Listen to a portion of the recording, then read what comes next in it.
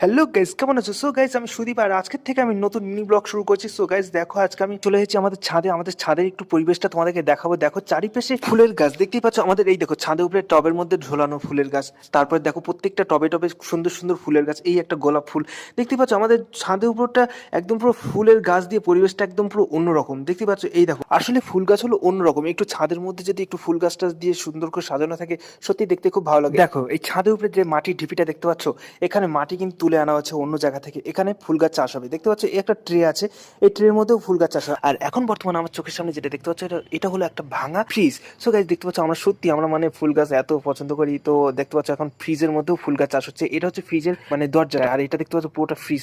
তো গাইস দেখো, আজকে ওয়েদারটা এত সুন্দর লাগছে। তো আর রোদ্দুর পড়ছে, আর এই রোদ্দুরগুলো একদম পুরো ফুল গাছের মধ্যে পড়ছে, আর সত্যি অনেকটাই ভালো লাগছে দেখতে। আর আমি একটু ভিডিওগ্রাফি করতে ভালোবাসি, তো তাই আমি চলে আসলাম একটু ছোট ছোট সিনেমাটিক ভিডিও শট নিতে। গাইস এই গাছটা দেখে